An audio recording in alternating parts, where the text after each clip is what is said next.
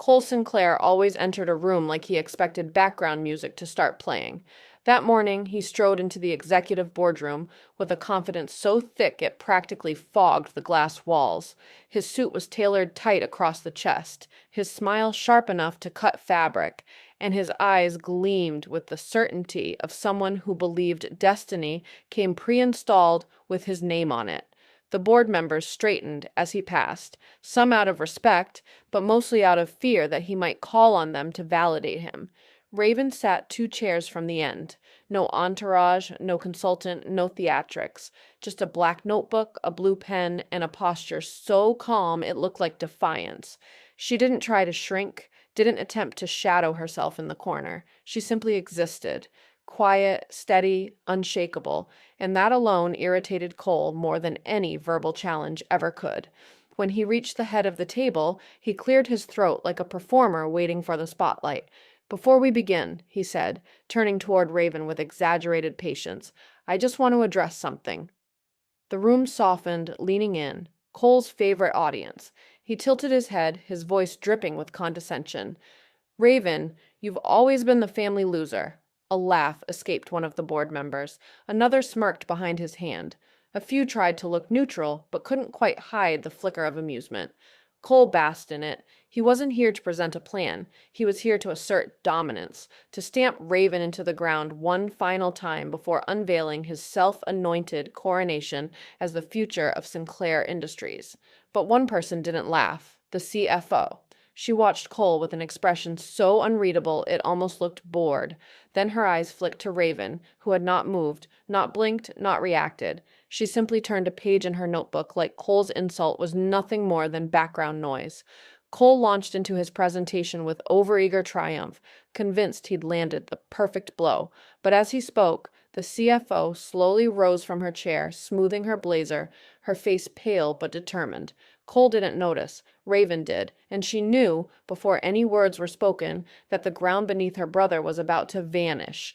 The Sinclair Empire wasn't glamorous, but it was powerful in the way old machinery is powerful, loud, weathered, indispensable. They didn't drill or refine, they built the bones. Their equipment kept rigs standing in 110-degree heat. Their logistics kept remote operations alive in the middle of storms.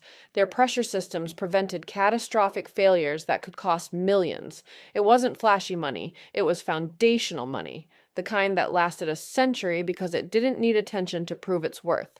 Inside that empire, the family built a hierarchy as rigid as their steel frameworks, and at the top of that hierarchy, always, was Cole. From the time he learned to tie shoelaces, people told him he was destined for leadership. Tutors were hired, camps were chosen. Future CEO was scribbled on his baby photo album in handwriting that tried too hard.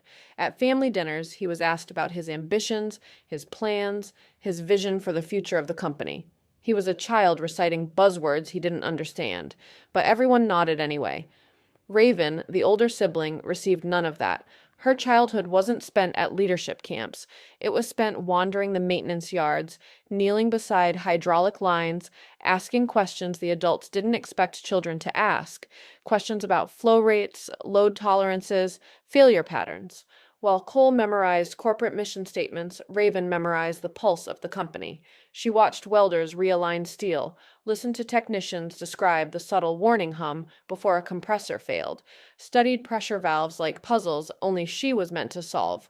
The family didn't understand her fascination. Engineering wasn't elegant, didn't translate well on Christmas cards. "Still drawing pipes?" they'd ask, smiling like it was a phase, like she'd grow out of usefulness. But her grandfather saw what others didn't.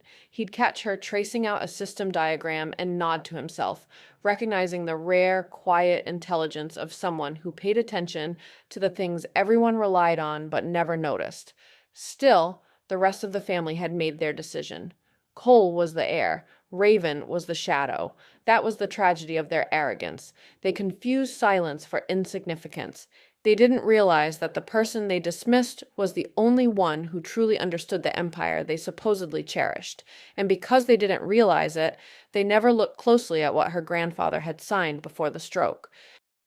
By the time Raven reached her late teens, she understood the guts of the Sinclair empire better than most senior engineers.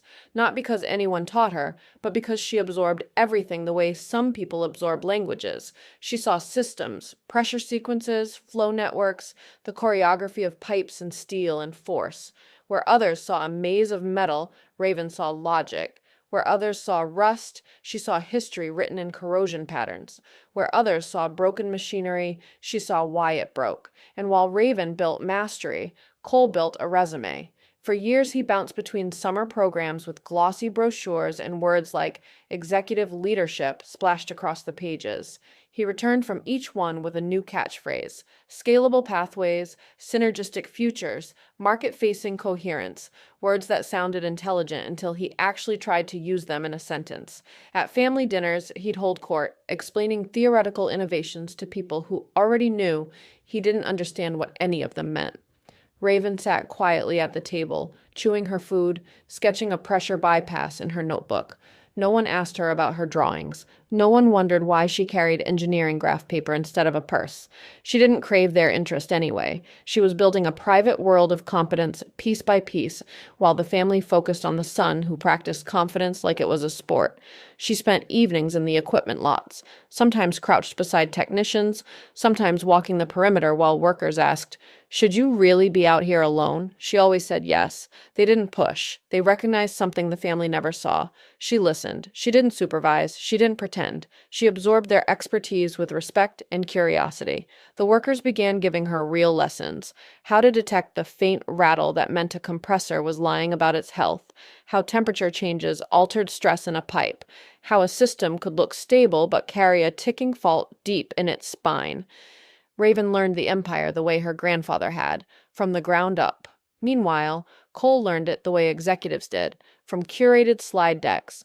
So when Raven started catching inconsistencies in procurement reports, unusual budget shifts, and maintenance delays that didn't line up with the actual mechanical conditions, she didn't need a board seat to know something was wrong. She felt it. She didn't say anything to the family. She didn't challenge Cole. She simply kept her notes, built her evidence, and waited, because she understood a brutal truth her brother never had. Systems fail slowly, then all at once. And Cole, well, Cole was a failure in progress. The morning the stroke happened, the Sinclair household shifted in a way that felt almost physical, like a massive structure settling after decades of pressure. The phone rang at 5:12 a.m., sharp enough to cut through the quiet. Raven answered first. Cole arrived 30 minutes later, still smelling faintly of expensive cologne and the aftershave he used too aggressively whenever he wanted to look composed. Their grandfather, the one person who treated Raven as a mind rather than an inconvenience, lay in a hospital bed, unmoving. Doctors spoke in careful tones about swelling, risk windows, potential outcomes. Cole nodded solemnly, but Raven saw the flicker behind his eyes. It wasn't grief, it was calculation. A power vacuum had formed. Cole was already stepping into it. Within 24 hours, he had scheduled informal check-ins with 3 board members. Within 72, he had arranged a dinner with a consultant known for a corporate disruption, the kind that usually involved mass layoffs. By the end of the week, Cole had crafted what he called a new era proposal, as if he were a visionary instead of a man who mistook ambition for ability. His plan was brutal: liquidate a majority of the legacy assets, compress operations, slash nearly 2,200 employees, and pivot to an AI-driven oil field technology suite built more on buzzwords than actual engineering. The family applauded him. Of course they did. To them, flashy meant smart. Big cuts meant big leadership. Nobody asked how he intended to replace the physical systems he wanted to dismantle. Nobody asked why he targeted the workers who kept the company upright. Raven didn't argue. She sat at meetings she wasn't supposed to be excluded from, yet somehow was. She watched from the periphery as Cole strutted through corridors, rehearsing lines for his future keynote speeches. She listened as he explained to junior executives how tradition was dead weight and how the company needed a face that could attract modern capital. A face, not a brain, not a plan. A face. Meanwhile, the machinery Raven knew, like an extension of her own body, began showing warning signs: deferred maintenance orders, budget reallocations that made no operational sense. A compressor that should have been replaced instead got a temporary repair, rubber stamped by someone who'd never touched the equipment. Cole talked about optimization. Raven watched the empire rot in the shadow of his charisma, but she didn't speak, didn't challenge him, didn't reveal what she suspected. Her grandfather had acted long before his body failed him, and when Raven finally saw the legal transfer, a set of documents quietly notarized 13 months earlier, it wasn't shock she felt, it was inevitability, a system correcting itself. Cole always believed power was a performance. If he could control the optics, he could control the outcome. And after their grandfather's stroke, he became obsessed with staging his ascent. Every gesture, every meeting, every curated whisper in the hallway, crafted to reinforce the illusion that he was already in charge. He began by reshaping the company culture around himself. Early morning alignment briefings appeared on executives' calendars, hosted by Cole in a glass conference room where he lectured about strategic metamorphosis, while sipping matcha he didn't actually like. Department heads were invited to private lunches where he spoke in slow, deliberate phrases, as if pausing often would make his words profound instead of hollow. He cultivated allies, people who valued proximity to power more than competence. One board member in particular became his echo chamber, repeating Cole's ideas word for word at meetings, hoping loyalty would translate into future influence. Consultants circled like sharks around a perfect meal, dazzled by his eagerness to dismantle a profitable legacy for a sleek, untested future they could bill aggressively for. While Cole was crafting his revolution, Raven watched him with a mixture of sadness and clarity. He mistook movement for momentum, mistook confidence for capability, mistook allies for hire for loyalty. She saw the cracks in his strategy the same way she saw cracks in aging pressure lines, hairline fractures that didn't look dangerous until you followed them to their origin. And the origin was always the same. Cole did not understand the company he wanted to rule. He held meetings without reviewing financials, proposed cuts that contradicted safety protocols, suggested replacing a core logistics system with an AI model that would have collapsed under real-world irregularities. He treated machinery like props and people like obstacles. Then came the exclusion. Raven found herself quietly removed from email chains. A meeting she'd attended monthly for years was suddenly shifted to a streamlined participant list. A proposal she contributed to was submitted without her name, but she said nothing. She simply documented everything. Raven collected procurement anomalies, inconsistencies in Cole's projections, and every whisper of him bypassing proper oversight. She didn't weaponize the information. She archived it with the calm discipline of someone who understood that systems destroy themselves more thoroughly than any outside attack. Meanwhile, Cole rehearsed for the board meeting like it was an award ceremony. He practiced his speech in front of mirrors, adjusting his smile until it looked presidential. He ordered new business cards. He tested lighting angles in the boardroom at night. He was preparing for a coronation. Raven was preparing for the truth, and when the morning of the meeting arrived, Cole believed he was walking into a room where nothing could touch him. He was wrong. He'd built his coup like a tower on sand, never realizing the tide had already turned, because in a locked drawer in Raven's study, protected, notarized, undeniable, sat the document he didn't know existed, the transfer of 75% voting control. The meeting wouldn't crown him. It would bury him. Cole began his presentation with the swagger of a man who believed the world had already agreed to his victory. He clicked through slides full of bold arrows, empty promises, and buzzwords so vague they could describe anything from a startup pitch to a cult manifesto. He paced with theatrical rhythm, pausing dramatically at each bullet point as if he'd invented the very concept of strategy. And when he unveiled the final slide, the Sinclair future, he turned toward the board, expecting applause. He got silence, not the respectful kind, the anticipatory kind, the kind that gathers like static before a lightning strike. The CFO rose from her seat slowly, her expression unreadable. Cole froze mid-smirk, confused, because this wasn't part of the script he'd rehearsed. She adjusted her blazer, held a document against her chest, and spoke with a voice that carried the weight of inevitability. "Before we move to any vote," she said, "we must formally recognize controlling interest." Cole smiled, assuming this was his cue. Raven looked down at her notebook. waiting, not nervously, but patiently, like someone standing on a bridge she built herself. Then the CFO turned away from Cole and faced Raven. 13 months ago, your grandfather transferred 75% voting control to his eldest granddaughter. Gasps crackled across the room. A pen hit the table. Someone whispered, "Impossible."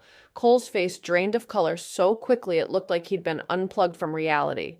He opened his mouth, but no sound came out, as though his brain refused to process a universe that didn't place him at the center.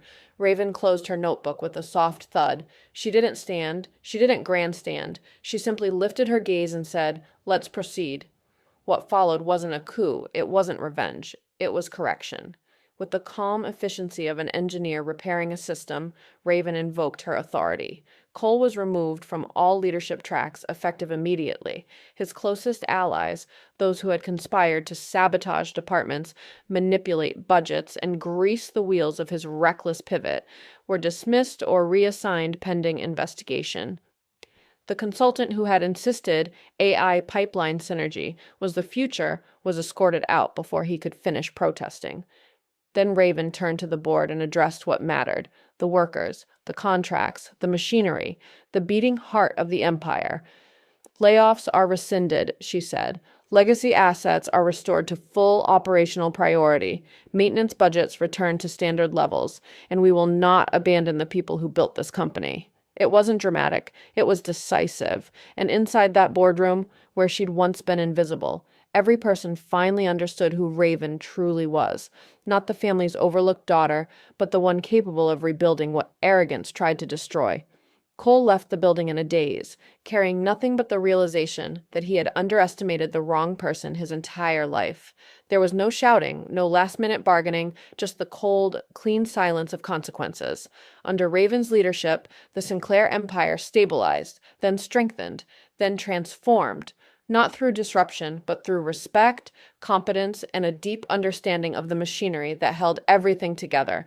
The empire was hers now, not because she seized it, but because she was the only one who had ever deserved it, and somewhere in a notarized folder, tucked deep inside her grandfather's old study, rested a final clause he'd written in his own hand, a clause that ensured Cole could never return. But that is a story for another time.